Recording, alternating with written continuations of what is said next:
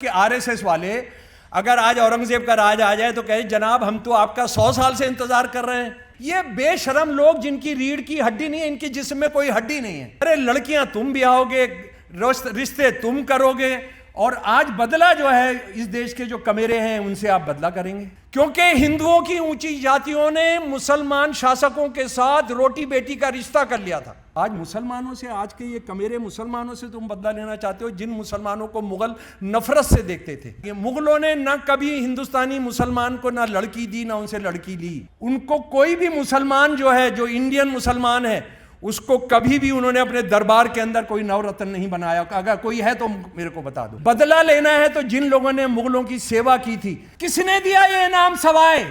औरंगजेब ने दिया उन दलालों को जो उसकी सेना चला रहे थे, जो सारे देश में जो गुरुओं के खिलाफ, जो अब उसके भाइयों के खिलाफ, जो शिवाजी के खिलाफ। ये कहना कि जो हिंदू भारतीय मुसलमान हैं, हिंदुस्तानी मुसलमान हैं, वो हिंदू से हुए, हो ही नहीं सकता था, क्योंकि ये मलेश थे, ये शूद्र थे, इनको हिंदू धर्म में आप आने ही नहीं दे सकते थे।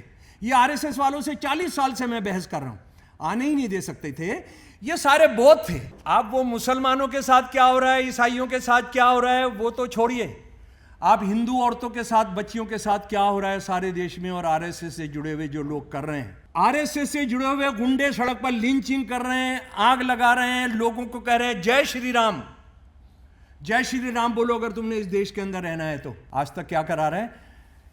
एक मुसलमान इथीस से एक मुसलमान मौलवी की बहस करा रहा है कि खुदा है या नहीं। जावेद अख्तर को कहना चाहिए था एक आरएसएस वाले को बुलाइए कि भगवान राम थे या नहीं थे, इस पर हम बहस करते हैं। जिस कम्युनल वायलेंस के अंदर लोगों को जलाकर मारा जाता है, उसमें हिंदू राष्ट्रवादी शामिल होते हैं, क्योंकि ये आनंद मठ से आता है। यदि हिंदुओं का राज्य ना होगा तो फिर किसका होगा? क्या फिर मुसलमान ही राजा बने होंगे? महात्मा जी क्या बोलते हैं डॉक्टर साहब? नहीं, अब अंग्रेजों का राज्य स्थापित होगा। वो सनातन धर्म का उद्धार तब होगा जब अंग्रेजों का राज स्थापित होगा। ये हिंदू राष्ट्रवाद का बुनियादी स्तंभ है। इस पर ना पार्लियामेंट में बहस हुई, ना कांग्रेस ने बहस की, ना किसी सीपीआई के आदमी ने बहस की, ना सीपीआई के आदमी ने इसको पढ़कर सुनाया।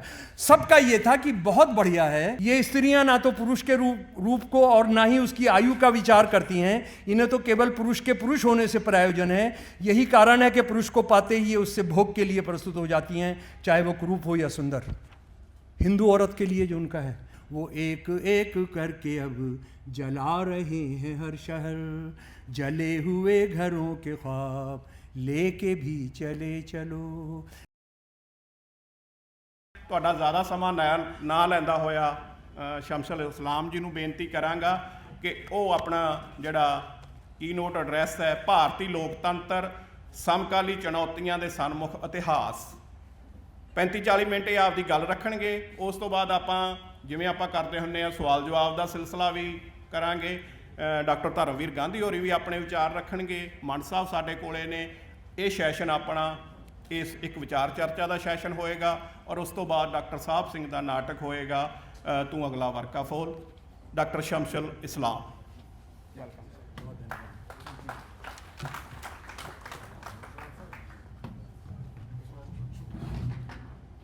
Thank you. खुशवंत जी बहुत बहुत धन्यवाद।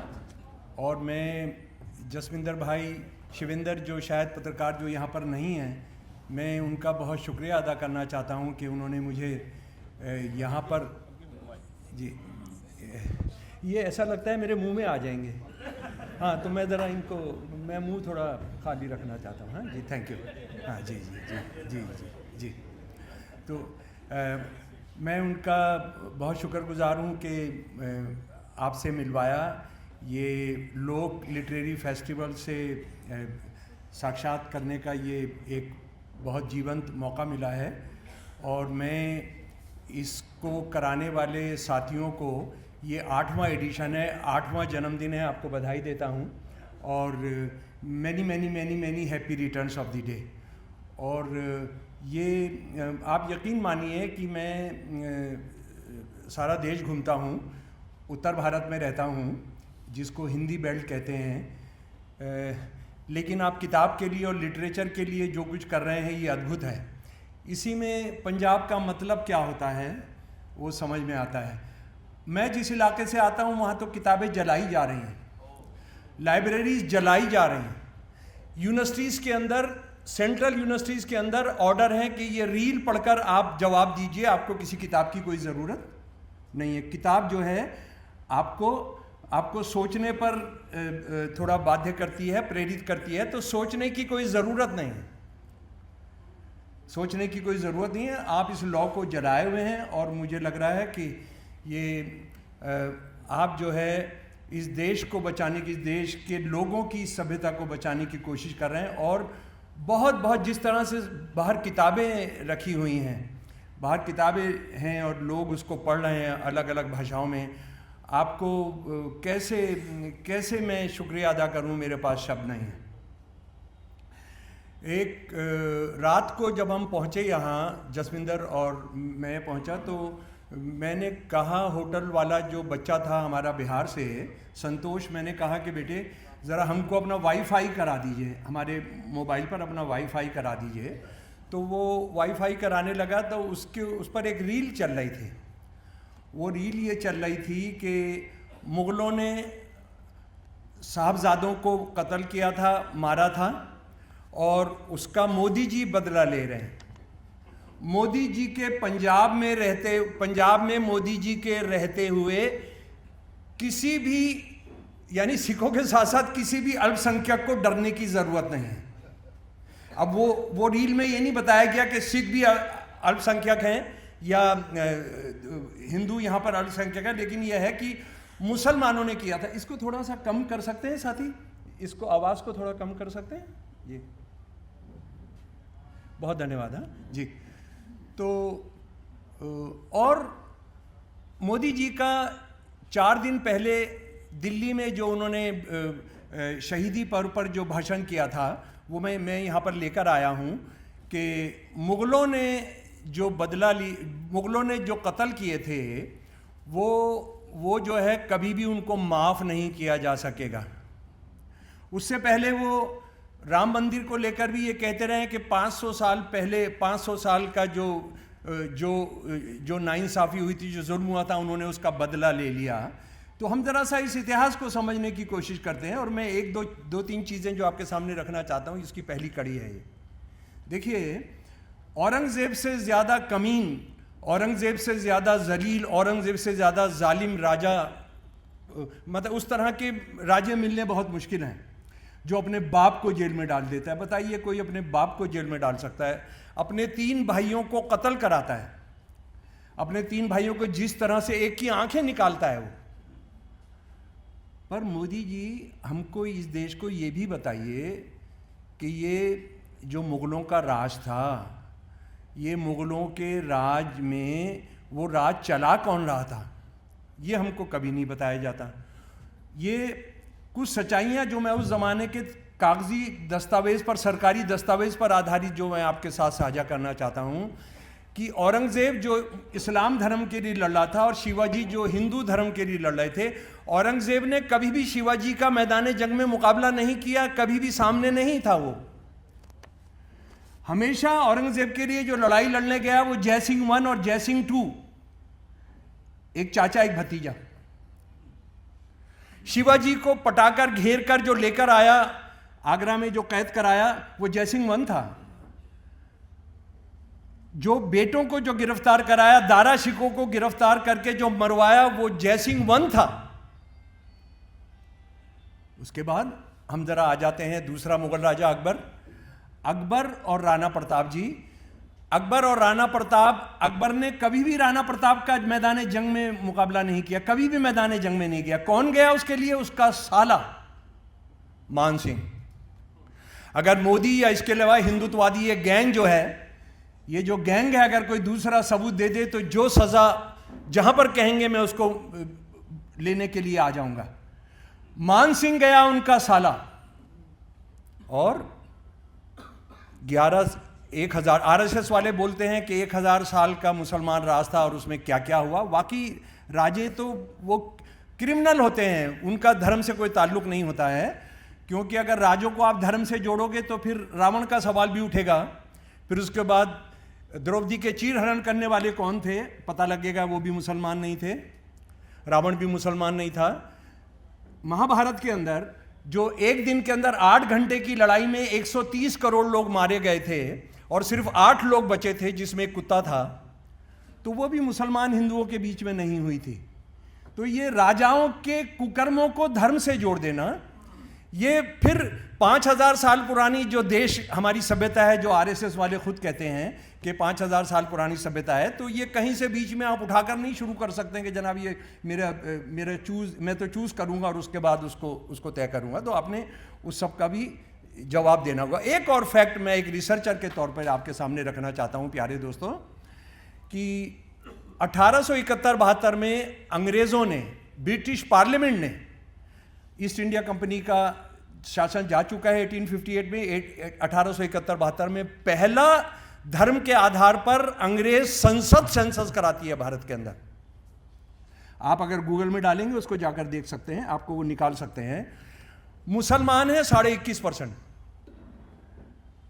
1000 साल के मुसलमान राज के बाद मैं इस बहस में जा ही नहीं रहा हूं कि वो 1000 साल था या 900 साल था या 700 साल था। मैं तो आरएसएस वाले जो कह रहे हैं कि जनाब ये मोहम्मद बिन कासिम के आने से बाद से मुसलमान राज शुरू हो जाता है और ये 1757 तक रहता है। मैं कह रहा हूं आपकी मैं पूरी बात मान लेता हूं महर्षि, मैं आपकी पूरी बात मान लेता हूं।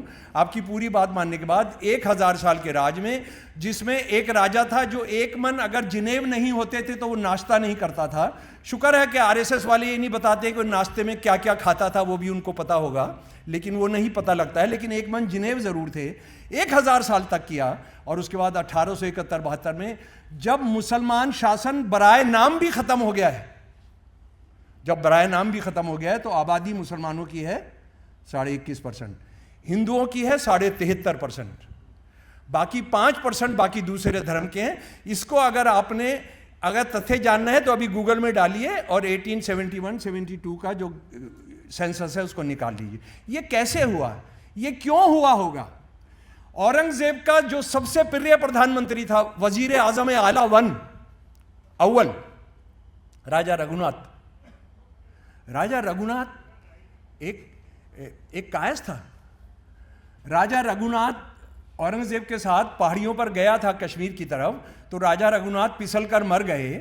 तो ये राजा जो अगला प्राइम मिनिस्टर बन आया औरंगजेब का, औरंगजेब ने कहा कि तुम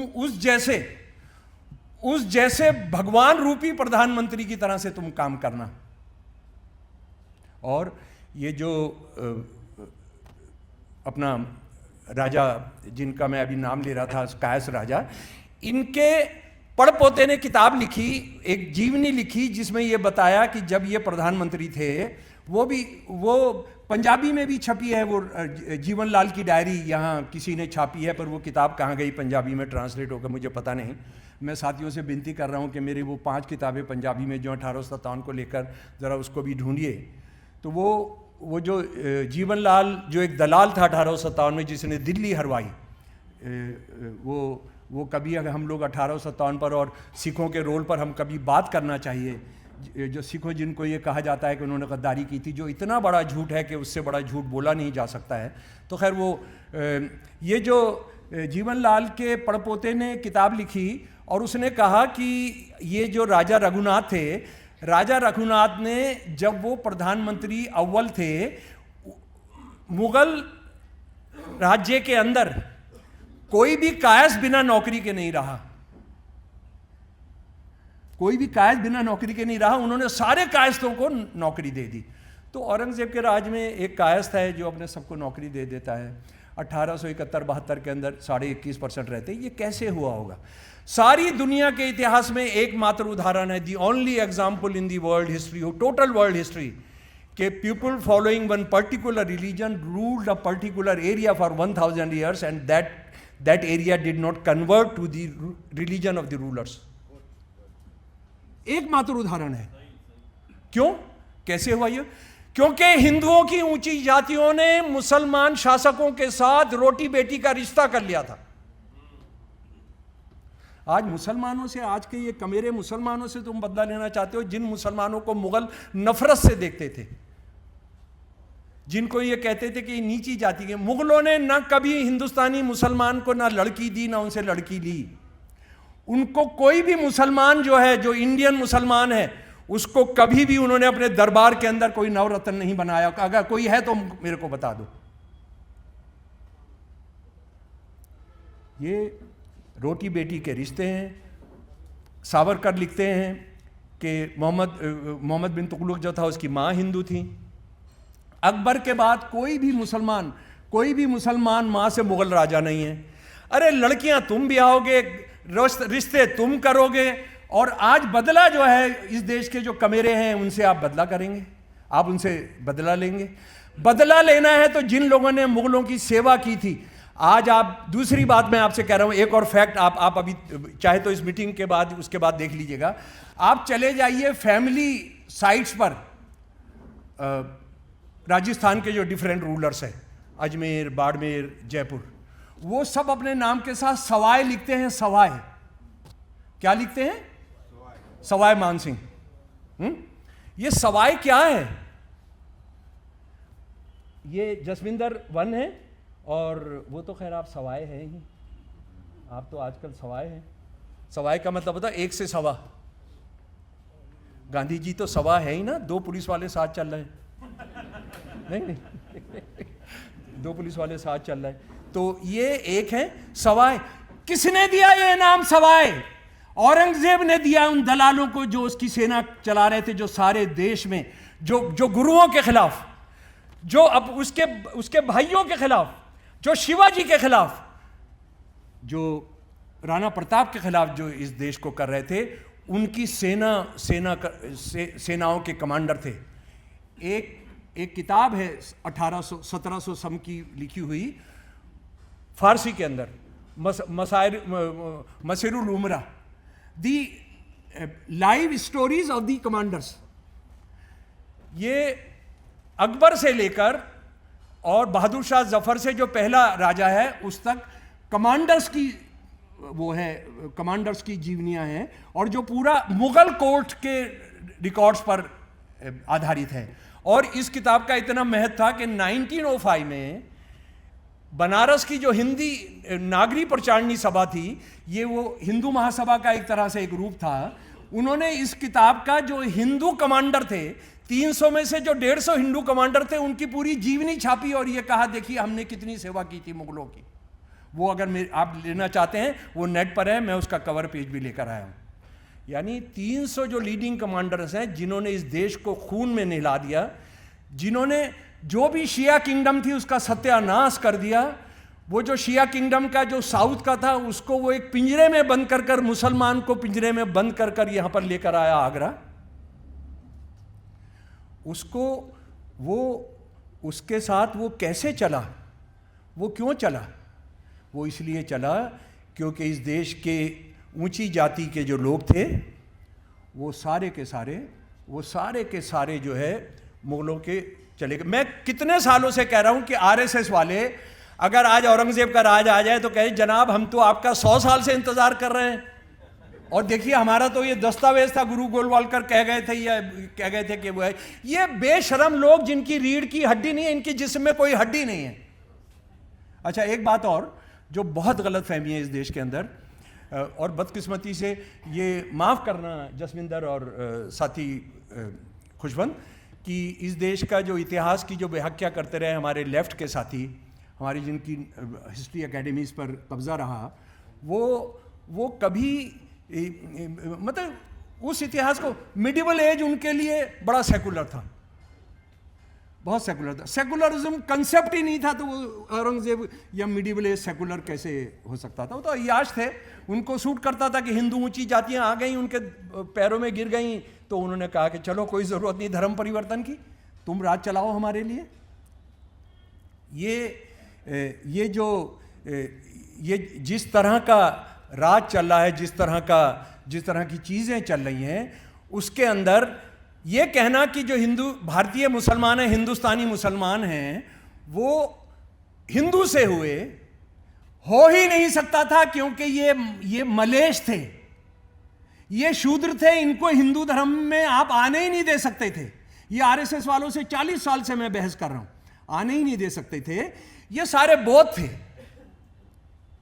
देखिए मुसलमानों के जो इलाके जहां से मुसलमान बहुमत में हैं, ईस्ट और वेस्ट अफगानिस्तान तक, ये सारे बौद्ध धर्म के अड्डे थे।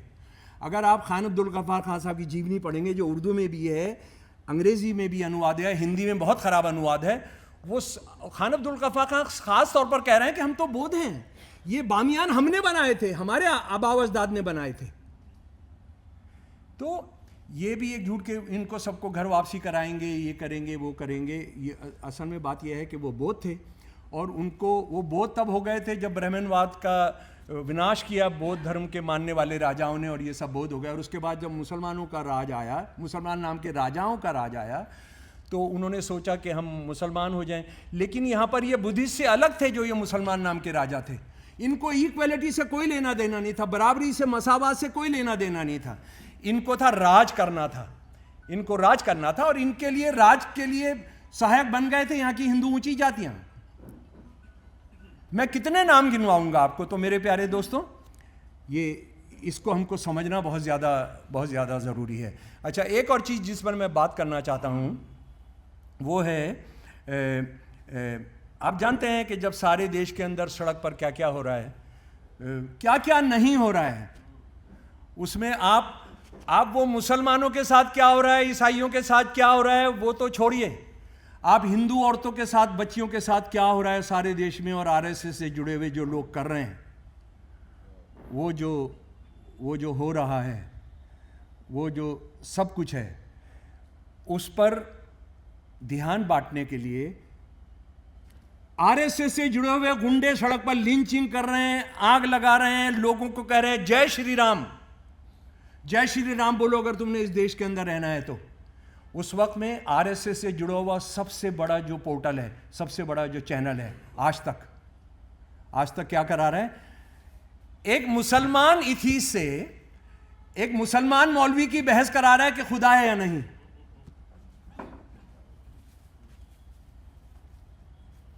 और जावेद अख्तर साहब भी उस गेम में फंस जाते हैं। जावेद अख्तर को कहना चाहिए था कि जनाब मैं तो एथीस्ट हूं, मुसलमान हूं नहीं, तो मुझे एक आरएसएस वाले को बुलाइए, एक हिंदू बाबा को बुलाइए जो ये कह रहे हैं कि सब कह रहे हैं कि ये इस देश में रहना है तो जय श्री राम बोलना होगा, कि भगवान राम थे या नहीं थे इस पर हम बहस करते हैं। बहस किस पर हो रही है? एक कठमुल्लावादी एक मौलवी को लेकर जिसकी ना समझ है ना कुछ है, जो ये कहता है कि सेकुलरिज्म एक गाली है, मुसलमान इसका शिकार हो गए, जो ये कहता है शमीउल जो ये कहता है कि हमने मुसलमानों ने शरीयत को लागू करना है। और शरीयत क्या है?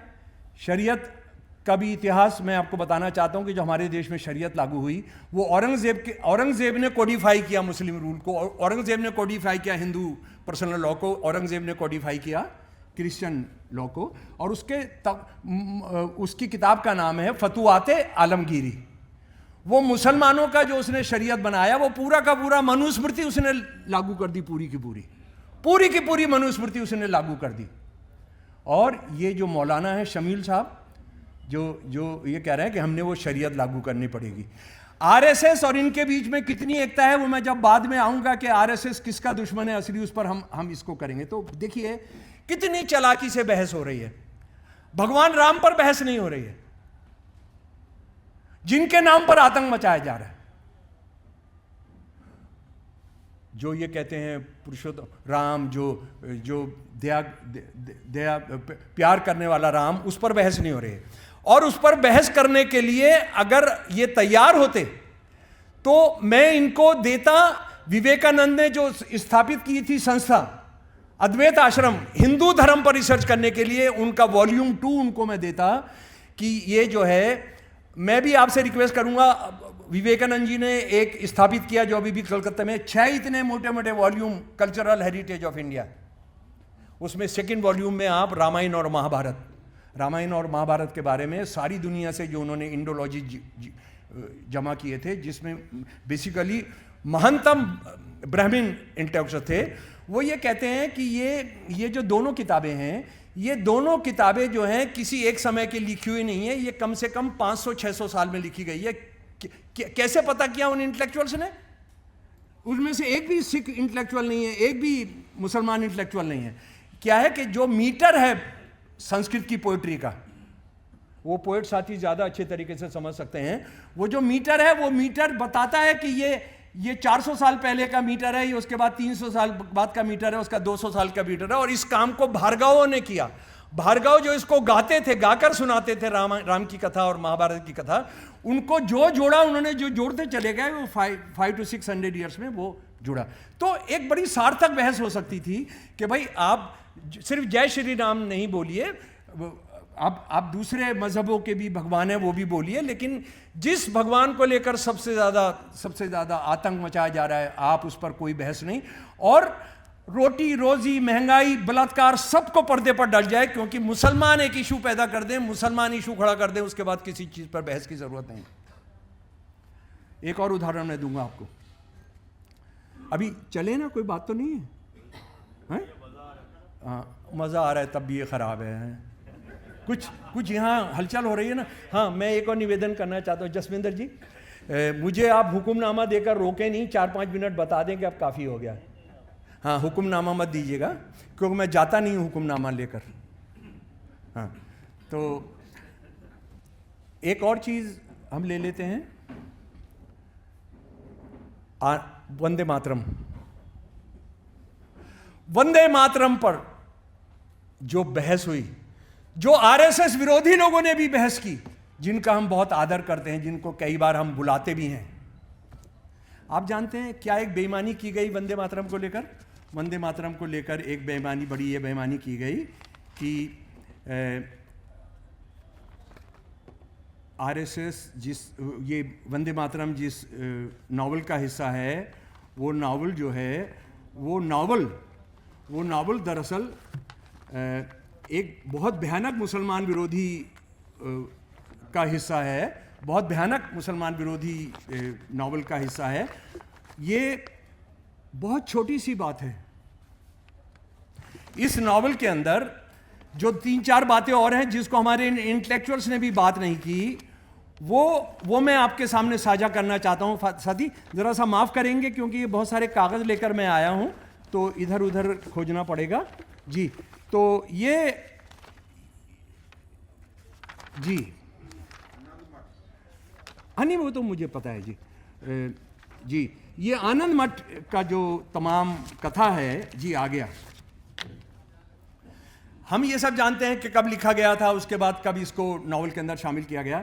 जब ये लिखा गया तो इसको ये कहा गया, उनकी बेटी तक ने कहा कि पापा आपने क्या लिख दिया है। उनकी बड़ी बेटी ने कहा कि तुमने क्या लिख दिया है, ये तो कोई जात्रा का सॉन्ग लगता है। जात्रा जो होती है बंगाल के अंदर, गांव के अंदर अपना खेल होता है, उसको जात्रा और उसको माना जाता है कि ये पढ़े लिखे लोग इसको नहीं देखते हैं ना, इसको करते हैं, तो वो जात्रा का सॉन्ग है। लेकिन ये खैर आते आते 19वीं शताब्दी के आखिर में ये नावल का हिस्सा बन गया। और इस नावल की 2 बातें तो हमारे को बताई गई कि भाई ये मुसलमानों का इसका विरोध था, क्योंकि इसे मुसलमान विरोधी है। लेकिन 3-4 बातें जो हमको नहीं बताई गई, और इसीलिए वो बहस कहाँ से कहाँ पहुँच गई। नंबर 1 बात ये थी कि ये नावल जो है बहुत भयानक तरीके से बौद्ध धर्म विरोधी है। इस नावल के अंदर बार बार जगह आ रहा है कि सनातन सेना की जो मंदिर है, जिन मंदिरों में उन्होंने अपने हेडक्वार्टर्स बनाए हैं दुर्गा को पूजा करने के लिए, वो सारे पुराने बौद्ध मंदिर थे। इस पर कोई बहस नहीं हो रही कि यार एक ऐसा नावल जिसमें बौद्ध मंदिरों पर आपने कब्जा किया है, वो आप उस पर कोई बहस नहीं कर रहे हैं। उसके बाद ये जो नावल है, ये नावल बहुत क्या कहते हैं, अंधविश्वास होता है ना, वो मर गई औरत, वो बाबा आएगा वो उसको जिला देगा, उसके बाद एक महात्मा आएंगे, वो महात्मा जो है आकर फिर आपको आदेश दे जाएंगे, वो जानवर को जिंदा कर जाएंगे। और इस नावल के अंदर जो मुसलमान विरोधी है, मैं उस पर बात नहीं कर रहा हूँ, वो हम सब जानते हैं। लेकिन जो जिस चीज़ को सब ने छुपाया, सब ने एक मिलकर, जैसे नेशनल कॉन्शियस बन गया हो कि हमने इसको छुपाना है, ये जो बंदा था 1857 के अंदर ये एग्ज़ाम देता है कलकत्ता यूनिवर्सिटी का। सिंडिकेट का नोट्स हैं, जो साथी देखना चाहते हैं मेरे पास नोट्स हैं, ये 2 सब्जेक्ट में फेल होता है, इसको ग्रेस देते हैं। सिंडिकेट ये कहता है, कलकत्ता यूनिवर्सिटी का सिंडिकेट कहता है इसमें बहुत संभावनाएं हैं, किस चीज की संभावना है? ये अच्छा खाना बनाएगा, ये क्या करेगा? किताब लिखेगा। 1857 में जो गदर हुआ है, उस गदर के बाद हमको जो हिंदुस्तानी चाहिए, ये पहला हिंदुस्तानी है जिसको डिप्टी कलेक्टर के पद पर लगाया जाता है, 2 सब्जेक्ट में फेल होने के बावजूद। और 33 साल की नौकरी के बाद, 33 साल की नौकरी के बाद ये रिटायर होता है CIE, जो अंग्रेज अपने सबसे बड़े दलाल को देते थे। 1857 में जितने पंजाब के रूलर्स थे, दलाल, सबको CIE मिला है। भोपाल की महारानी को CIE मिला, ग्वालियर के राजा को CIE मिला, इसको ये CIE मिलता है। और ये नावल जो खत्म होता है, जिसको छुपा कर रखा गया मेरे प्यारे दोस्तों, 8वां पार्ट है। मैंने ये सोचकर कि शायद इससे अलग कोई और भी हो सकता है, मैंने 20 उर्दू, हिंदी, अंग्रेजी के जमा किए हैं, देश के जहाँ भी जिस जगह छपे, जहाँ मेरा संभव था मैंने उसको जमा किया है। ये मैं जिससे आपको पढ़कर सुना रहा हूँ वो ये आनंद मठ है, सन 1925-26 का छपा हुआ, कलकत्ता से हिंदी पुस्तक एजेंसी का। लास्ट 2 पेज बस आप पढ़ लीजिए, ये 8वां भाग है। होता यह है कि अंग्रेज़ों को मुसलमानों को हरा दिया है। अच्छा, एक और इसमें मजे की बात है जो बेईमानी कर रहे हैं बंकिम चंद्र चटर्जी, कि एक विद्रोह जो फकीर और सन्यासी दोनों ने मिलकर किया नवाब के खिलाफ 1777 के अंदर या कहीं पर, उसको उन्होंने फकीर निकाल दिया और उसको हिंदू मुसलमान कर दिया। और मैं सोचता हूं कि आपने गंभीरता से ये हमारी जो विरासत है, साथ की विरासत, फकीर और सन्यासी दोनों ने मिलकर जिस तरह से नवाब का और अंग्रेज़ों का मुकाबला किया था, उस पर बहुत मटेरियल उपलब्ध है। तो बंकिम एक तो ये करते हैं, वो कब का गया गुजरा हो गया, अंग्रेज़ों का राज हो गया, लेकिन वो क्या कर रहे हैं कि वो आज की बात, वो आज जो कर रहे हैं 1850, 60, 70 के अंदर, कि वो उसको हिंदू मुसलमान बना दे रहे हैं। और वो मुसलमानों के बारे में तो ये समझ लीजिए कि जो मुसलमानों के खिलाफ जो हिंसा होती है, उसमें जो उनके साथ करती है, बोल जय श्री राम बोल, मस्जिद को आग लगाना, दाढ़ी को आग लगाना, उनके घरों को आग लगाना, ये सारे आनंद मठ के सीन हैं। आनंद मठ के सीन ये हिंदुत्ववादी जो कैंप होते हैं, बौद्धिक कैंप होते हैं, ट्रेनिंग कैंप होते हैं, उसमें खेल के तौर पर खेले जाते हैं, खेल के तौर पर खेले जाते हैं। और ये जो सारा जड़ है मुसलमानों के खिलाफ, और वो सिखों पर भी लागू किया गया। देखिए, मेरा एक मानना है, जिस वायलेंस के अंदर, जिस कम्युनल वायलेंस के अंदर लोगों को जलाकर मारा जाता है, उसमें हिंदू राष्ट्रवादी शामिल होते हैं, क्योंकि ये आनंद मठ से आता है। जलाना, मर भी जाए तो जलाना। मैं जानता हूं 84 के अंदर मैं वो साक्षी रहा हूं कि सिखों के गले के अंदर टायर डालकर 6-6, 7-7 घंटे लगातार जलाते रखना। मैं अयोध्या के अंदर बाबरी मस्जिद गिराने के बाद मुसलमानों के साथ जो किया कि उनको रजाई में लपेट कर उसको आग लगा देना। आप जानते हैं गुजरात में क्या हुआ था कि दुकान जो मुसलमान की है वो जलेगी, दूसरे की नहीं जलेगी, उसको जलाना। ये आनंद मठ से है। लेकिन चलिए उसको सब छोड़िए, क्योंकि मुसलमानों के खिलाफ तो कुछ भी किया जा सकता है, कोई नहीं रोएगा। ईसाइयों के खिलाफ कुछ भी किया जा सकता है, सिखों के खिलाफ कोई भी किया जा सकता है। आप ज़्यादा से ज़्यादा कमीशन बनाएंगे और बोलते बोलते आप सो जाएंगे। हाँ जी, कमीशन बनाएंगे बस। आखिरी चैप्टर में आपको पढ़कर सुना रहा हूँ। अगर इस देश के हिंदुत्ववादी या कांग्रेसी, माफ़ कीजिएगा भाई साहब, जी माफ़ कीजिएगा, हैं, ज़रा सी भी शर्म होती तो इस नावल को आज बैन करने का वो तय करते। मुसलमान हार गए हैं। और ये सत्यानंद और भावानंद जो संतान सेना के वो हैं, इस लिटरेरी फेस्टिवल का भी है, पढ़ो। मैं अपने पुराने बुजुर्ग साथी ब्रैक, ग्रैमशी, लेनिन की बात से अपनी बात ख़त्म करूंगा। किताब का महत्व क्या होता है। अगर हम ये पढ़ रहे होते तो आज ये जो हो रहा है ये नहीं हो रहा होता। तो ऊपर से एक डॉक्टर साहब आ जाते हैं। डॉक्टर साहब चिकित्सक हैं, वो डॉक्टर साहब हैं। चिकित्सक ने कहा सत्यानंद और भावानंद 2 लीडर हैं जो मुसलमानों को हराकर, और अब बज के अंदर, हावड़ा के अंदर अंग्रेजों का राज हो गया है। सत्यानंद, आज माघ की पूर्णिमा है, सत्यानंद, चलिए मैं तैयार हूं, पर महात्मा जी कृपा कर मेरा एक स्नेह दूर कर दीजिए। इधर यूं ही युद्ध विजय हुई है, सनातन धर्म निष्कंटक हुआ, क्यों ही मुझे लौट चलने का आज्ञा क्यों दी जा रही है? अच्छा, उससे पहले डॉक्टर साहब ये कह रहे हैं कि चलो अब ये काम अपने सारा समेटो, हमने हिमालय की तरफ चलना है। वो कह रहे हैं जनाब हमको तो एक विजय हासिल हुई है, आप हमें कह रहे हैं कि चलो। डॉक्टर साहब क्या कहते हैं, तुम्हारा कार्य सिद्ध हो गया, मुसलमानों का राज्य चौपट हो गया, अब यहां तुम्हारा कोई काम नहीं है, व्यर्थ में प्राणियों की हत्या करने का क्या काम है? जी। सत्यानंद परेशान हो जाते हैं, मुसलमान राज्य चौपट हुआ है सही, पर हिंदुओं का राज्य तो नहीं स्थापित हुआ। इस समय कलकत्ते में और अंग्रेजों का जोर बढ़ता जा रहा है। महात्मा जी क्या कहते हैं, अभी हिंदू राज्य की स्थापना नहीं हो सकती, तुम्हारे यहां रहने से व्यर्थ ही नर हत्या होगी, इसलिए चलो। वो फिर बहस करते हैं, प्रभु यदि हिंदुओं का राज्य ना होगा तो फिर किसका होगा? क्या फिर मुसलमान ही राजा बने होंगे? महात्मा जी क्या बोलते हैं डॉक्टर साहब, नहीं, अब अंग्रेजों का राज्य स्थापित होगा।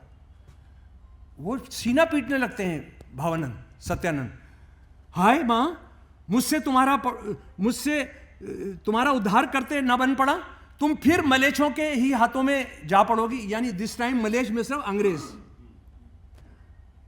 संतानों का अपराध मत समझना माता, आज रण क्षेत्र में ही मेरी मृत्यु क्यों ना हो। महात्मा जो कहते हैं कातर मत हो, सत्यानंद कातर मत हो, तुमने बुद्धि भ्रम में पढ़कर दस्यु जैसा व्यवहार करके धन जमा किया, लूटपाट से धन जमा किया है, जीत हासिल की है। पाप का फल कभी पवित्र नहीं होता, इसीलिए तुम लोगों से इस देश का उद्धार ना हो सकेगा, और जो कुछ होने वाला है वही अच्छा है। अंग्रेजों का राज हुआ, बिना सनातन धर्म का पुनरुद्धार नहीं हो सकता। दिस नॉवल एंड्स कि सनातन धर्म जिसकी सुबह से शाम तक पकते पकते कान हमारे पक गए, वो सनातन धर्म का उद्धार तब होगा जब अंग्रेजों का राज स्थापित होगा। यह हिंदू राष्ट्रवाद का बुनियादी स्तंभ है। इस पर ना पार्लियामेंट में बहस हुई, ना कांग्रेस ने बहस की, ना किसी सीपीआई के आदमी ने बहस की, ना सीपीआई के आदमी ने इसको पढ़कर सुनाया। सबका यह था कि बहुत बढ़िया है, राष्ट्रवादी है, लेकिन आरएसएस वाले जो है इसको पढ़वाना चाहते हैं। आरएसएस वाले उसको पूरा गाना पढ़वाना चाहते हैं। पूरे गाने के बारे में आपको पता है ना कि वो पूरा गाना आधा संस्कृत में है, आधा बंगाली में है। और वो रेल में जा रहे थे, तो रेल में जाते हुए वो सरसों लहरा रही थी, नदियों में पानी बह रहा था, तो उन्होंने गीत लिख दिया। वो सारे भारत पर लागू हो ही नहीं सकता था। उसमें 7 करोड़ लोगों का जिक्र है, भारत की आबादी उस वक्त 30 करोड़ थी, 7 करोड़। और अरबिंदो ने जो उसका ट्रांसलेशन किया, वो ट्रांसलेशन किया anthem of Bengal, anthem of Bengal.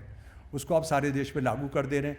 और कांग्रेसियों ने सन 1937 में बहुत जहालत का फैसला किया, और उन्होंने इसको, देखिए आरएसएस ही हिंदू मुसलमान नहीं बनाती है, कांग्रेस भी हिंदू मुसलमान करते रहे। अरे मुसलमानों को इस पर ऑब्जेक्शन है, तो हमने ये जुर्म उन्होंने उनके नाम में लिखवा दिया, इसलिए हमने जो है इसको जो है शुरू के 2 अंतरे पढ़वाने का तय किया। आप मुझे बताइए, अगर आरएसएस वाले इसको पूरा करने को तय कर देते हैं कि हमने दुर्गा को पूजना है 2 अंतरों को छोड़कर, सिख अनुयायी मानेंगे इसको? बौद्ध अनुयायी मानेंगे? दंगे हो जाएंगे। लेकिन आप इस देश में किसी भी चीज को मुसलमान से जोड़ दीजिए, और मुसलमानों में इतना मतलब इतनी बहुतात है जाहिलों की कि वो एक ऐसा आदमी जिसको नमाज नहीं आती थी, जिसको उर्दू नहीं आती थी, जो रोज शराब पीता था, उसको इस्लाम का ठेकेदार बनाकर पाकिस्तान बनवा दिया उन्होंने, जो पाकिस्तान बनाने वाले लोग थे। अच्छा, तो कितना धोखा हुआ इस देश के साथ। अच्छा, आप क्या सोचते हैं कि ये जो है इसका रास्ता क्या था? इसका रास्ता सुभाष चंद्र बोस जी ने बताया था। सुभाष चंद्र बोस जी ने, जिसको आरएसएस वाले भी बहुत बड़ी बात करते हैं, उनकी सेना का कत्लेआम कराकर, वो जो सावरकर ने अंग्रेजी सेना में भर्ती कराई थी, जब नेताजी 1 लाख हिंदू भर्ती कराए थे, उसने अपने भाषण में कहा, जब वो नेताजी सुभाष चंद्र बोस आज़ाद हिंद फौज बनाकर लेकर आ रहे थे, तो वो उनके साथ उन्होंने क्या किया, एक तो सबसे पहले अपनी जो सेना थी उसमें वंदे मातरम खत्म कर दिया शब्द। क्या रखा? जय हिंद जी। उसके बाद उन्होंने कहा जो हमारे देश के लिए हमारा एंथम हो सकता है वो क्या है, मैं पढ़कर सुना रहा हूँ, सुना दूँ जनाब, 2 मिनट लगेंगे। ये असल में ये भी गुरुदेव का गीत था, जो ओरिजिनल गीत है भारत भाग्य विधाता। उन्होंने कहा ये होना चाहिए। देखिए इसमें कोई धार्मिक पक्ष और कुछ नहीं है, बल्कि सब हिंदू मुसलमानों को लेकर करने की बात है। आरएसएस, कांग्रेस इसको मान लेती तो आरएसएस को ये मौका नहीं मिलता ये सब बहस, जिन्होंने खुद नहीं गाया। मैं कब से पूछ रहा हूं उनसे कि तुमने, चलो तुम स्वतंत्रता की लड़ाई नहीं लड़ना चाहते थे क्योंकि तुम ये कहते थे हम हिंदू मुसलमानों का एक राष्ट्र नहीं मानते हैं, हिंदू सिखों का एक राष्ट्र नहीं मानते हैं, हम तो हिंदुओं के लिए लड़ रहे हैं। तो तुमने हिंदू राष्ट्र के लिए कभी ये गाते हुए, वंदे मातरम गाते हुए कोई जुलूस निकाला हो, कोई धरना दिया हो? क्योंकि उस जमाने में अगर आप सिंगल गाते थे, अगर आप सिंगल गाते हुए पकड़े जाते थे 1 साल की सजा होती थी, अगर 4 से ज्यादा होते थे गोली चलाई जाती थी। तुम्हारा कोई आदमी गिरफ्तार हुआ हो? कभी नहीं किया आपने हिंदू राष्ट्र बनाने के लिए भी नहीं गाया। इसको छोड़ दीजिए, कांग्रेस के साथ ताड़ान दो तो छोड़ दीजिए। अच्छा अब ये सुन लीजिए। शुभ सुख चैन की बरखा बरसे भारत भाग है जागा, पंजाब सिंध गुजरात मराठा द्राविड़ उत्कल बंगा, चंचल सागर विंध्य हिमाचल नीला जमुना गंगा, तेरे नित गुण गाएं तुझसे जीवन पाएं, हर तन पाएं आशा, सूरज बनकर जगकर चमके भारत नाम सुभागा, जय हो जय हो जय हो जय जय जय जय हो, सबके दिल में प्रीत बसाएं तेरी मीठी वाणी, हर सूबे के रहने वाले हर मजहब के प्राणी, सब भेद और फर्क मिटा के सब गोद में तेरी आके, गूंधे प्रेम की माला, सूरज बनकर जग पर चमके भारत नाम सुभागा, जय हो जय हो जय हो जय जय जय जय जय हो, शुभ सवेरे पंख पकेरे तेरे ही गुण गाएं, बास भरी भरपूर हवाएं जीवन में रुत लाएं, सब मिलकर हिंद पुकारें जय आजाद हिंद के नारे, प्यारा देश हमारा सूरज बनकर जग पर चमके भारत नाम सुभागा, जय हो जय हो जय हो जय जय जय हो। इसको हमने नहीं माना एंथम, हमने एंथम संस्कृत भाषा वाला बनाया क्योंकि वो हिंदू हाई कास्ट को वो सूट करता था और कांग्रेस उसका शिकार हुई। कांग्रेस ने इस बहस को, अगर उस दिन ये कहते कि सब खत्म है, ये सुभाष चंद्र बोस जी का ये है, इन्होंने एंथम बनाया है आज़ाद हिंद फौज का, ये भारत का एंथम होगा। और उसके बाद आपने एक दूसरा एंथम बना लिया। उस दूसरे एंथम के बनने पर आरएसएस ने एडिटोरियल लिखा कि ये जो वंदे मातरम की कब्र पर जो पत्थर लगाया गया है वो जनगण मन का लगाया गया, और जनगण मन की एक दिन कब्र खुदेगी जिस पर भारत की जनता का पत्थर लगा होगा, यानी भारत की जनता जनगण मन को दफन करेगी। मेरे पास है, यहीं पर है एडिटोरियल। आज वो कितने बड़े बन जा रहे हैं। अच्छा अब जरा सा मैं देख लूं और क्या चीज रहती है। अच्छा हाँ, अब हम आ जाते हैं असली चीज पर, असली बात पर। इस देश की क्या बदकिस्मती, दुनिया के इतिहास में ऐसी बदकिस्मती किसी देश की नहीं हो सकती कि जो इस देश के संवैधानिक ढांचे को नहीं मानते, जो इस देश को, ये देश जो है बहुत सारे धर्मों को मिलकर बनता है, उसको राष्ट्र नहीं मानते, वो राज कर रहे हैं। आप थोड़ा है ना टाइम, 10-15 मिनट? हाँ जी जी।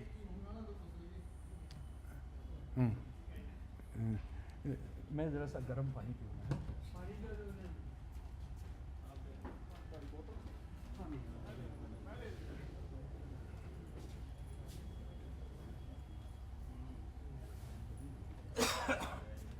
एक तो मैं यहाँ, एक डॉक्टर साहब हैं आयुर्वेद के, उन्होंने मुझे सुबह एक गोली दी है, बढ़िया यूनानी आयुर्वेदिक, उसने बहुत काम किया है, मैं बहुत धन्यवाद करता हूँ। कहाँ हैं डॉक्टर साहब? डॉक्टर साहब बैठे हैं? हाँ वो बैठे हैं, हाँ डॉक्टर साहब बैठे हैं, बहुत धन्यवाद। हेडगेवार जिसने आरएसएस बनाई सन 1925 में, वो कांग्रेस का बड़ा लीडर था। वो जो सेंट्रल प्रोविंस था उसमें एक जिले का जनरल सेक्रेटरी था कांग्रेस का। और सन 1910-11 में जो खिलाफत मूवमेंट हुई गांधी जी ने चलाई, उसमें एक भड़काऊ भाषण करने के लिए ये गिरफ्तार हुआ। आरएसएस ने जिसने बनाई वो किस लिए गिरफ्तार हुआ था? एक बार खिलाफत मूवमेंट के पक्ष में भाषण करने के लिए। खिलाफत मूवमेंट के पक्ष में भाषण किया। गांधी जी ने कहा था कोई अपना डिफेंस वकील नहीं करना, ये डर गया, इस बंदे ने डिफेंस वकील भी किया। लेकिन उस ज़माने में एक प्रोटोकॉल था कि जिसने भी खिलाफत मूवमेंट में हिस्सा लिया है उसको 1 साल के लिए जेल डालो। ये 1 साल के बाद जेल से बाहर आया और जब ये अपने कपड़े बदलने गया, लॉकर रूम होगा कोई पुराने कपड़े, तो ये उसके अपने कपड़े बहुत छोटे पड़ गए हेडगवार के। ये भी उनकी जीवनी में लिखा है, मैंने आरएसएस की जीवनियों में लिखा है, मैं अपना कुछ नहीं कह रहा हूँ। इसीलिए आज तक जिंदा भी हूँ 40 साल से, क्योंकि मैं उनकी बात ही बताता हूँ। और उसी जीवनी में लिखा है कि ये जो 25 पाउंड वजन बढ़ गया, 11.5 किलो। दुनिया के इतिहास, अच्छा इसको कैद बामुशक्कत हुई थी, ये कैद बामुशक्कत, सुबह खेत में काम भी करना है, ये भी करना है, रोटी भी बनानी है, सब करना है। सारी दुनिया के भारतीय स्वतंत्रता आंदोलन के इतिहास में एकमात्र उदाहरण एक पॉलिटिकल प्रिजनर जिसको कैद बामुशक्कत होती है, वो जब 1 साल के बाद जेल से बाहर आता है तो ना उसको खाल की बीमारी है, ना पेट की बीमारी है, ना कुछ और दूसरी बीमारी है, ना उसका हाजमा ख़राब हुआ है, ना उसका किडनी ख़राब हुआ है, उसका 25 पाउंड वज़न बढ़ गया है। एकमात्र उदाहरण। उसका भी वजह बताइए क्या हुआ, क्यों हुआ। वो वजह ये हुआ कि इसमें लिखा है कि वो जब जेल में गए तो उनकी जाते ही सर जाथर, जो उसका अनजानी जेल का जो था सर जाथर, उसके साथ दोस्ती हो गई थी और उसको मैनुअल समझ में, यानी अंग्रेज अफसर है और इतना क्रिमिनल जेलर है कि जिसने कितने लोगों को फांसी पढ़ाई, कितने लोगों ने सुसाइड कर ली क्रांतिकारियों ने, इसको ये मैनुअल पढ़ाने लगा हेडगवार। तो अगर आपकी दोस्ती अगर जेलर से हो जाए तो क्या होता है, क्या होगा फिर? बढ़िया खाने को मिलता है। तो 25 पाउंड तो वज़न बढ़ना ही था। ठीक है जी। अच्छा, उसके बाद इस बंदे ने कांग्रेस क्यों छोड़ी, खुद उनकी जीवनियाँ बताती हैं। 4 जीवनियाँ हैं जो आरएसएस वालों ने कभी नहीं बताया है, हमने निकाली हैं। वो उसमें है कि इन्होंने कांग्रेस इसलिए छोड़ी कि गांधी जी ये कह रहे थे कि ये राष्ट्र जो है हिंदू मुसलमान सिख ईसाइयों सबको मिलकर है, हम इसको नहीं मानते हैं, हम इसको सिर्फ हिंदू राष्ट्र मानते हैं, ये हिंदुओं का राष्ट्र है, बाकी कोई भी इस राष्ट्र में नहीं है। हम इसलिए यहाँ पर हम आरएसएस की स्थापना और उस सबको लेकर बात नहीं कर रहे हैं, लेकिन बस एक बात मैं आपको बताऊंगा, सन 1925 के अंदर बन गई। सन 1950 तक जो इनका साहित्य है उसमें कोई आरएसएस का कोई आदमी स्वतंत्रता आंदोलन में कांग्रेस का आंदोलन छोड़िए, हिंदू राष्ट्र बनाने के लिए, गाय पर प्रतिबंध लगाओ इसको करने के लिए, राम मंदिर पर बाबरी मस्जिद गिरी हुई है उसको निकाल कर वो करो, कोई आंदोलन किया हो, कभी किया हो, कोई अपना दस्तावेज बता दो, अपना कोई फोटो बता दो, चलो फोटो नहीं है तो ये बता दो एफआईआर के अंग्रेजों ने एफआईआर की थी तुम्हारे खिलाफ। गाय, राम मंदिर, ये सारी चीजें जो आप जो है आप कितना क्रिमिनल। और गोलवालकर क्या कह रहा है, जो दूसरा जिसको गुरु ऑफ हेट कहते हैं प्रोफेसर रामचंद्र गुहा, कि वो ये कह रहा है कि अंग्रेज जो यहां पर आए थे तो वो तो बड़ी मछली छोटी मछली को खाती है, बड़ी मछली छोटी मछली को खाती है, तो किस बात का रोना है। मुझे फिर जाना पड़ेगा। हाँ, मैं उनकी किताब ला रहा हूँ।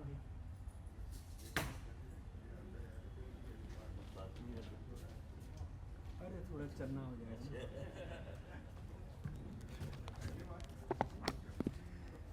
ये बंच ऑफ थॉट आचार नवनीत है, विचार नवनीत है। ये अभी पिछले साल की मैंने खरीदी है, क्योंकि कहीं वो कहें हमने तो विड्रॉ कर लिए, मैं हर साल इनका जो भी छपता है उसको खरीदता हूँ। ये शहीदों के बारे में जो ये कहते हैं, आप ज़रा सुनिए और इस देश को गुस्सा नहीं आता है। और ये जाहिल कांग्रेसी भी नहीं जानते हैं, अगर पढ़े होते तो यही पढ़कर वहाँ सुना देते, क्योंकि ये पढ़ते नहीं हैं। ये सिर्फ राहुल गांधी और उसके लिए, राहुल गांधी और उनकी बहन बहुत अच्छा काम कर रही हैं, पहली बार आरएसएस को अपना दुश्मन बता रहे हैं, है ना। वो तो अब मोदी भी कह रहा है हम तो है ही नहीं कुछ, आरएसएस ही है, 2 अक्टूबर को उसने कहा कि अब तो हम सब आरएसएस के हैं।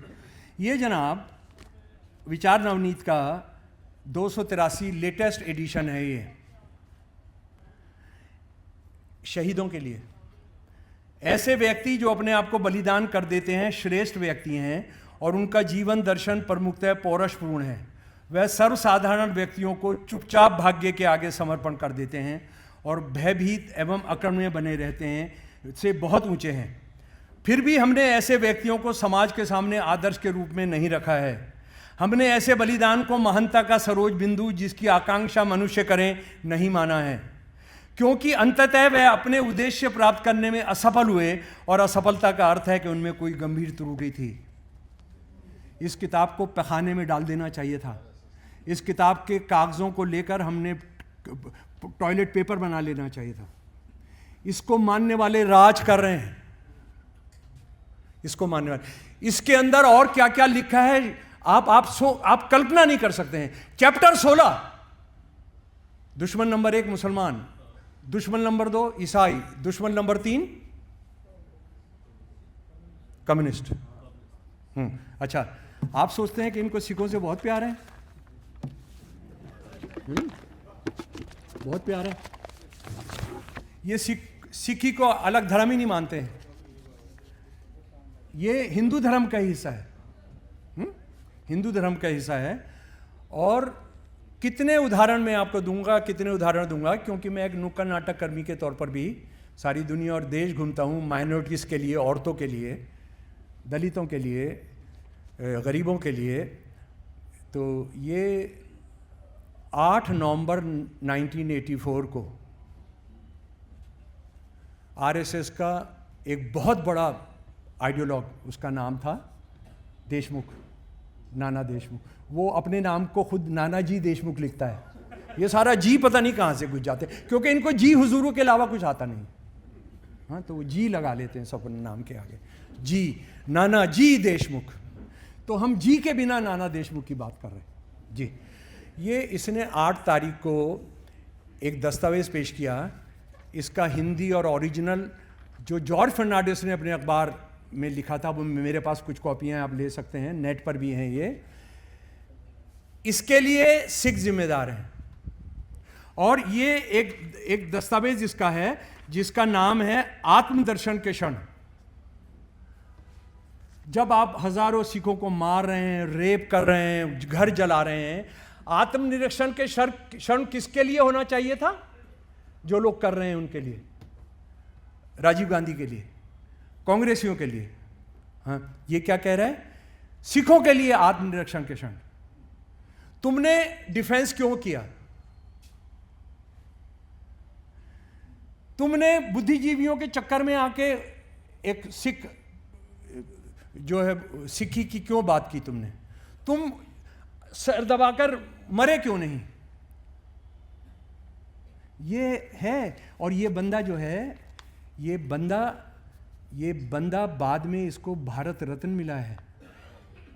ये बंदा जो है मरने के बाद, ये बंदा जो है, जब मनमोहन सिंह जी ने जब प्रधानमंत्री बने तो 84 के लिए उन्होंने माफ़ी मांगी। जब वो माफ़ी मांगने का तय हुआ तो उसके बाद आरएसएस ने किताबों से निकलवा दिया। वो 8वीं और 10वीं की क्लास में जो था वो माफ़ीनामा, कहा कि नहीं, कोई माफ़ी की बात 84 को लेकर माफ़ी की बात कोई बच्चों को पढ़ाने की ज़रूरत नहीं है। और आप ये सब जानते हैं, मेरे से बहुत ज़्यादा जानते हैं मेरे प्यारे दोस्तों, कि 84 जो है, 84 करवाने के लिए एल.के. आडवाणी ने अपनी जीवनी में लिखा है, वो 800 पेज की जीवनी, कि मैंने और चंद्रशेखर ने, हम दोनों इंदिरा गांधी के पास सुबह गए और कहा कि इसको आपने कराना है, और आप कराना है। और हम ये वायदा लेकर आए थे उससे। हम इंदिरा गांधी से वायदा लेकर आए कि आप इसको करेंगे। This so called criminal blue star. Blue star ऐसे होते हैं, ऐसे स्टार ना हो तो अच्छा है। तो ये कितना प्यार करते हैं। और मैं बहुत धन्यवाद। अच्छा, अब मैं आ रहा हूँ जो असली बात जो मैं आपसे करने आया मेरे प्यारे दोस्तों। आरएसएस ने 26 हमारा देश आज़ाद हुआ जी, आज़ाद हो गया, और आज़ाद हुआ, और उसके बाद 14 अगस्त है। 14 अगस्त को सब जगह खूब ज़्यादा मनाया जा रहा है। हमारे देश की आज़ादी की लड़ाई जो है वो बहुत ख़राब हालत है, बहुत सब कुछ है, लेकिन उसके बावजूद लोग मना रहे हैं, आज़ादी की तिरंगा झंडा लहरा रहे हैं। ये आरएसएस वाले क्या कर रहे हैं, 14 अगस्त 1947 को इनका जो एडिटोरियल है, आरएसएस का ऑर्गेनाइज़र जो एडिटोरियल लिखता है तिरंगे झंडे को लेकर, मैं पहले अंग्रेज़ी में सुना रहा हूँ, अगर आप चाहेंगे तो मैं हिंदी भी कर दूंगा उसका। Those who have come to power through kick of fate may give into the hands of Hindus tricolor. Hindus will never accept it. It has 3 colors. It's a bad omen and it will leave very bad influence on Hindu psychology. किस्मत के दांव से जो लोग सत्ता में आ गए हैं वो हिंदुओं के हाथ में तिरंगा झंडा थमा दें, लेकिन तिरंगे झंडे को हम कभी भी नहीं मानेंगे, क्योंकि इसमें हिंदू नहीं मानेंगे, क्योंकि इसमें 3 रंग हैं और 3 रंग मनहूस होते हैं और हिंदुओं की साइकी पर इसका बहुत बुरा असर होगा। कांग्रेसी इसको मोदी से लड़ते हुए कभी इसको नहीं रखते हैं, क्योंकि वो पढ़ते ही नहीं हैं। अगर ये पढ़ दें, ये कहें, मुद्दा बदलेगा ना, हिंदू मुसलमान से बदलेगा, हिंदू सिख से बदलेगा कि सिख सारे आतंकवादी हो गए हैं, ईसाई जो है सारा यहाँ पादरिस्तान बनाना चाहते हैं, उससे बदलेगा। लेकिन वो खुश हैं जी। 26 नवंबर 1949 हिंदुस्तान की संविधान सभा, अभी थोड़े दिन पहले हुए हैं, वो संविधान सभा पास करती है, संविधान पास करती है। 4 दिन के बाद एडिटोरियल लिखते हैं, वो एडिटोरियल मेरे पास है, दी कॉन्स्टिट्यूशन, बड़ा फुल पेज एडिटोरियल। उसमें वो कह रहे हैं कि हमको ये नहीं चाहिए, हमें चाहिए मनुस्मृति। अच्छा, मैं आपसे हाथ जोड़कर विनती कर रहा हूँ, आप पढ़ने वाले लोग हों, आप मनुस्मृति के कम से कम चैप्टर 1, चैप्टर 2 और चैप्टर 9 ज़रूर पढ़ा करें, साल में 1 बार पढ़ा करें, अगर आप इस देश को हिंदुत्व से बचाना चाहते हैं। अगर अपने धर्मों के क्लर्जी को मनुस्मृति के रास्ते से बचाना चाहते हैं, आपने इसको ज़रूर पढ़ना चाहिए, चैप्टर 1, चैप्टर 2 एंड चैप्टर 9। ये पोइट्री में है जी।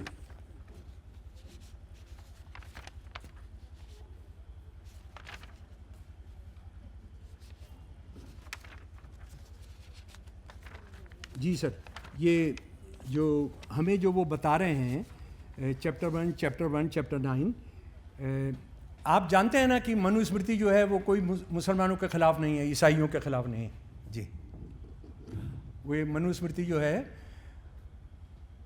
औरतों के बारे में और शूद्रों के बारे में जो कुछ कहती है, उसको शायद पढ़कर उसके बाद सारे दिन नॉर्मल रहना बड़ा मुश्किल काम है। सर से किसको पैदा किया? ब्राह्मण को। यहाँ से नहीं, यहाँ से क्षत्रिय को, यहाँ से और पैर से शूद्र को पैदा किया। और शूद्रों का काम है बाकी तीनों का निर्विकार भाव से करना। अगर शूद्र आपके बराबर में बैठ जाता है तो आपने उसका नीचे बम काट देना है। अगर वो ऊंची आवाज में बात करता है, उसकी जबान आपने खींच लेनी है। हाँ? ब्राह्मण चाहे कितना भी बड़ा जुर्म करे, उसको बलात्कार करे, मोस्ट हीनस क्राइम करे, उसको आपने कोई सजा नहीं देनी है। सिर्फ ये कहना है तो अपना माल लपेट और निकल जा, तू निकल जा। ठीक है, बस खत्म करने वाला है। जी। तो ये हो गया। चलिए इसको छोड़िए। उनका हिंदुओं के बारे में क्या है, जरा सा वो मैं बात करके अपनी बात खत्म करता हूँ। हिंदुओं के बारे में उन्होंने जो है, और जिसकी मैं बात करता हूँ कि आप हमको बताइए कि आपका हिंदुओं के बारे में क्या है। 3-4 चीज़ें मैं आपके सामने रख रहा हूँ कि आरएसएस जो मर्दों का संगठन है, स्वयं सेवक संघ। औरतों का संगठन है, 1936 में बना सेविका समिति। मर्द वॉलंटियर हैं और औरत कौन है? सेविका। मर्दों ने सिर्फ ये कहना है हम भारत मां के लिए काम करेंगे, औरतों ने कहना है कि वो अपनी चेस्टिटी की भी हिफाजत करेंगे, वो संयम रखेंगे, वो परिवार को पालने की ट्रेनिंग लेंगे। यानी अब जरा सा इनसे पूछिए कि अगर किसी औरत की इस्मत या उसकी चेस्टिटी भंग होती है तो कोई मर्द ही करता होगा ना। तो आप सबसे पहले तो आपने मर्दों से कराइए कि यार तुम जो है कोई गलत जगह नहीं करोगे, लेकिन औरतों के लिए है। उसके बाद आप ये देखिए कि ये बंदा गुजरात जाता है। औरतों के लिए तो एक दो चीज़ मैं आपको बताई दूं, ये और स्त्रियां, ये चैप्टर 9 14 श्लोक है। ये स्त्रियां ना तो पुरुष के रूप को और ना ही उसकी आयु का विचार करती हैं, इन्हें तो केवल पुरुष के पुरुष होने से प्रयोजन है। यही कारण है कि पुरुष को पाते ही ये उससे भोग के लिए प्रस्तुत हो जाती हैं, चाहे वो कुरूप हो या सुंदर। हिंदू औरत के लिए जो उनका है कि हर हिंदू औरत लंगड़ा हो, लूला हो, बहरा हो, अंधा हो, उसको सिर्फ बिस्तर पर लेकर जाना चाहती हैं जी। उसके बाद ये बंदा पहुंचा, 5 मिनट्स सर मैक्सिमम।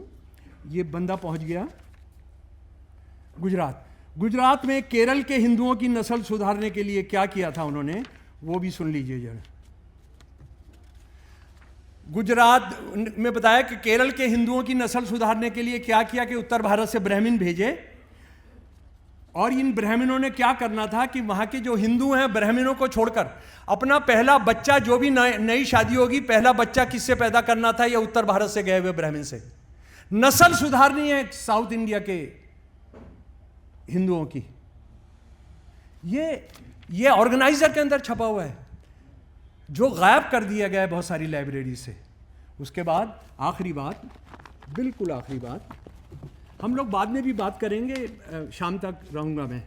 ये गीता प्रेस, जिसको गांधी शांति पुरस्कार मिला है, 30 किताबें हैं हिंदू धर्म मेड इजी।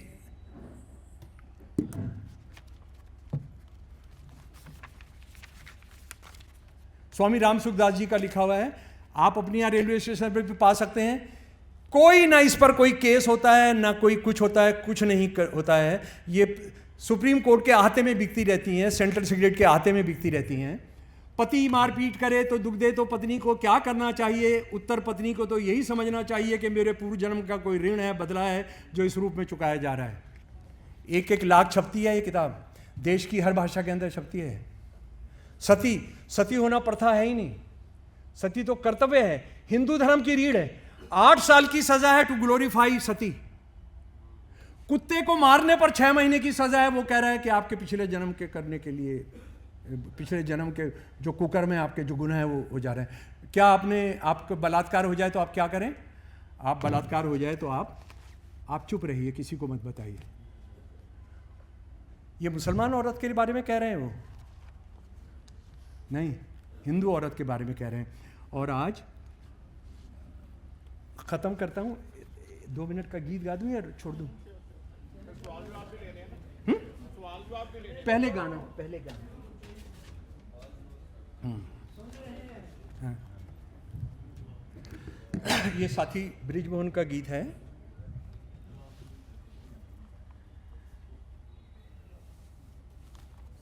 जी सॉरी। चले चलो दिलों में घाव लेके भी चले चलो, चले चलो दिलों में घाव लेके भी चले चलो, चलो लहू लोहान पाँव लेके भी चले चलो, चलो कि आज साथ साथ चलने की ज़रूरतें, चलो कि आज साथ साथ चलने की ज़रूरतें, चलो कि ख़त्म हो न जाएं ज़िंदगी की हसरतें, चलो कि ख़त्म हो न जाएं ज़िंदगी की हसरतें। ज़मीन ख्वाब ज़िंदगी यकीन सबको बाँट कर, वो चाहते हैं बेबसी में आदमी झुकाए सर, वो चाहते हैं ज़िंदगी हो रोशनी से बेखबर, वो एक एक करके अब जला रहे हैं हर शहर, जले हुए घरों के ख्वाब लेके भी चले चलो, चले चलो दिलों में घाव लेके भी चले चलो।